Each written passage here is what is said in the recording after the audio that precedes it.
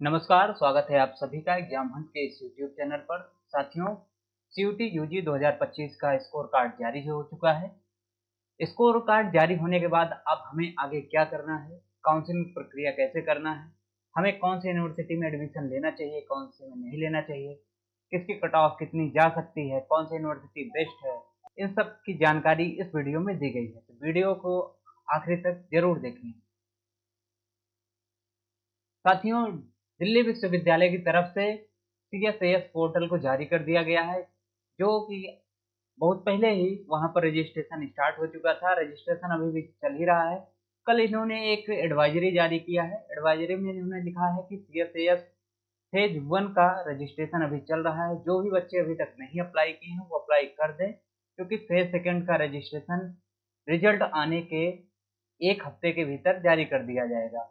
अब रिजल्ट आज आ चुका है, तो सेकंड फेज भी बहुत जल्द डीयू के लिए स्टार्ट हो जाएगा। तो आप सभी से यही गुजारिश है कि जिन बच्चों ने डीयू के लिए सीएसएस पोर्टल पर अभी तक रजिस्ट्रेशन नहीं किया है, वो रजिस्ट्रेशन कर दें। अगर आप रजिस्ट्रेशन नहीं करते हैं तो आप डीयू के लिए आगे आने वाले काउंसलिंग प्रक्रिया में भाग नहीं ले पाएंगे, इसलिए रजिस्ट्रेशन करना बहुत ही जरूरी है। इलाहाबाद यूनिवर्सिटी ने भी अपनी एक एडवाइजरी जारी की है। एडवाइजरी में इन्होंने लिखा है कि इनका रजिस्ट्रेशन की प्रक्रिया 30 जून से चालू हो चुकी है, जो 15 जुलाई तक चलेगी। अगर आपको इलाहाबाद यूनिवर्सिटी में एडमिशन चाहते हैं तो रजिस्ट्रेशन प्रक्रिया में जरूर से जरूर भाग लें और रजिस्ट्रेशन करें। इन्होंने अपने रजिस्ट्रेशन की फीस 300 रुपये जनरल, ओबीसी और ईडब्ल्यूएस के लिए रखा है, और एससी एसटी के लिए 150 रुपये इन्होंने रखा हुआ है। और इन्होंने साफ साफ मेंशन किया हुआ है कि आपके पास सीयूटी यूजी का एडमिट कार्ड होना चाहिए, जो अभी आप 2025 में एग्जाम दे के आए हैं। क्लास 10th और 12th की मार्कशीट होनी चाहिए और सर्टिफिकेट होना चाहिए, ये इन्होंने यहाँ पर मेंशन किया हुआ है। साथ ही इन्होंने कहा है कि फोटो और सिग्नेचर जो कि जेपीजी या जेपीईजी फॉर्मेट में आपके पास होना चाहिए, ये अपलोड करना है। कास्ट सर्टिफिकेट जो कि सेंट्रल फॉर्मेट में होना चाहिए, ओबीसी, ईडब्ल्यूएस, एससी, एसटी इन सभी के लिए होना चाहिए, और इश्यू डेट और इश्यू नंबर उस पर लिखा होना चाहिए। इन्होंने कहा है कि आपके पास जो कास्ट सर्टिफिकेट होगा वो लेटेस्ट होना चाहिए, मतलब हाल फिलहाल का होना चाहिए। ऐसा नहीं कि 3-4 साल पुराना हो। 3-4 साल पुराना होगा तो आपको काउंसलिंग प्रक्रिया में आगे दिक्कत हो सकती है। अभी तक सिर्फ 2 यूनिवर्सिटी का रजिस्ट्रेशन प्रक्रिया स्टार्ट हुआ है। आने वाले समय में दूसरी जो यूनिवर्सिटी है वहाँ भी रजिस्ट्रेशन प्रक्रिया चालू होगी, जिसमें आपका बनारस हिंदू यूनिवर्सिटी है, अलीगढ़ मुस्लिम यूनिवर्सिटी है, बीबीएयू है, central university of south Bihar है, Tata institute of social science है, doctor B R Ambedkar university Delhi एक स्टेट यूनिवर्सिटी है, यहाँ भी रजिस्ट्रेशन आपका स्टार्ट होगा। महात्मा गांधी सेंट्रल यूनिवर्सिटी बिहार का, तेजपुर यूनिवर्सिटी असम, जामिया मिलिया इस्लामिया, विश्व भारती यूनिवर्सिटी जो कि आपका बंगाल में है, और इसके अलावा और भी जितनी यूनिवर्सिटी हैं सबका रजिस्ट्रेशन विद इन 1 वीक आपका स्टार्ट हो जाएगा। तो अभी आपको परेशान नहीं होना है। जैसे जैसे यूनिवर्सिटी का रजिस्ट्रेशन प्रक्रिया स्टार्ट होता है, हम आपको वीडियो के माध्यम से बताते रहेंगे। आप चैनल से जुड़े रहें, ऐसे ही लेटेस्ट अपडेट आपको मिलते रहेंगे। जैसे ही किसी यूनिवर्सिटी का अपडेट आता है हम आपको तुरंत सूचित करेंगे। सबसे महत्वपूर्ण सूचना, आपके पास कौन कौन से डॉक्यूमेंट आपके पास होना चाहिए। अगर आपके पास अभी नहीं है तो आप उसको बनवा लें। सबसे पहले सीयूटी के द्वारा जारी किया गया स्कोर कार्ड जो अभी जारी हो गया है, ये आपके पास होना चाहिए। इसको आप पीडीएफ फॉर्मेट में सेव करके रख लीजिए। बिना इसके एडमिशन पॉसिबल नहीं है, रजिस्ट्रेशन में आपको दिक्कत आएगी।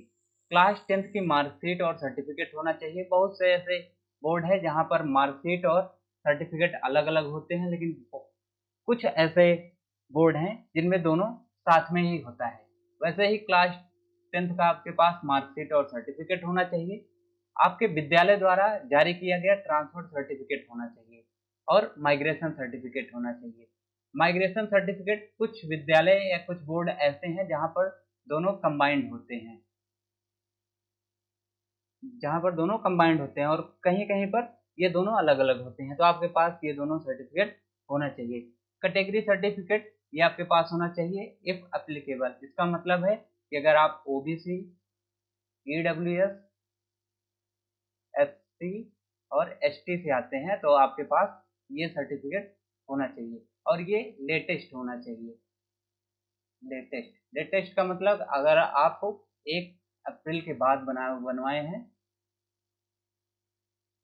1 अप्रैल 2025 इसके बाद का होना चाहिए, ये आपके पास लेटेस्ट होना चाहिए। आपके पास इनकम सर्टिफिकेट भी आपका 1 अप्रैल 2025 के बाद का ही होना चाहिए। पीडब्ल्यूडी सर्टिफिकेट, अगर आप एप्लीकेबल हैं, अगर आप दिव्यांग हैं तो आपके पास ये सर्टिफिकेट होना चाहिए। स्पोर्ट्स सर्टिफिकेट, अगर आप नेशनल लेवल के खिलाड़ी हैं तो स्पोर्ट्स सर्टिफिकेट आपके पास होना चाहिए। इस सर्टिफिकेट से होता यह है कि अगर आपका एडमिशन मान लीजिए कि कुछ नंबर से रुक रहा है तो ये सर्टिफिकेट लगाने के पश्चात आपका एडमिशन हो जाता है। आपके विद्यालय द्वारा जारी किया गया कैरेक्टर सर्टिफिकेट होना चाहिए। कैरेक्टर सर्टिफिकेट विद्यालय आपको जारी करता है, ये भी आपके पास होना चाहिए, जो काउंसलिंग के समय यूनिवर्सिटी द्वारा मांगा जाता है। पासपोर्ट साइज फोटो आपके पास अगर अभी नहीं है तो आप पासपोर्ट साइज फोटो कम से कम 10 से 20 खिंचवा कर रख लीजिए, काउंसलिंग के दौरान ये काम करेगा। आधार कार्ड आप सभी के पास है, ये कहीं कहीं लगेगा, जैसे कि आपका रेजिडेंशियल पूछने पर ये काम देता है, तो आधार कार्ड भी आपके पास होना चाहिए। सीयूटी यूजी का जब आपने रजिस्ट्रेशन किया था उसमें आपका जो रजिस्टर्ड मोबाइल नंबर और ईमेल है ये बहुत ज़रूरी है, ये दोनों आपके पास चलते हुए कंडीशन में होना चाहिए। अगर फ़ोन में रिचार्ज नहीं है तो आप उसको रिचार्ज कर लें, क्योंकि आने वाले समय में जब आप रजिस्ट्रेशन करेंगे तो इसी मोबाइल नंबर और ईमेल पर आपके ओटीपी जाएगा, तो ईमेल को भी आप संजो कर रख लीजिए। उसका पासवर्ड अगर आप भूल गए हैं तो फॉरगेट करके फिर से उसको याद कर लीजिए, नया बना लीजिए। ईमेल आपका सेम होना चाहिए, मोबाइल नंबर सेम होना चाहिए। गैप ईयर सर्टिफिकेट, कुछ विश्वविद्यालय ऐसे हैं जो आपके लिए गैप सर्टिफिकेट मांगते हैं। गैप सर्टिफिकेट कहने का तात्पर्य है, जैसे आपका इलाहाबाद यूनिवर्सिटी है, एयू है, तो एयू में अगर आप 1 साल 2 साल गैप हैं तो आपको गैप सर्टिफिकेट वहाँ पर सबमिट करना होता है। गैप सर्टिफिकेट आपके तहसील द्वारा बन जाता है। तो आज के वीडियो में बस इतना ही। अगर आपके मन में कोई और क्वेरी है तो आप कमेंट बॉक्स में ज़रूर लिखें, आपकी सारी क्वेरी का जवाब दिया जाएगा। बहुत बहुत धन्यवाद।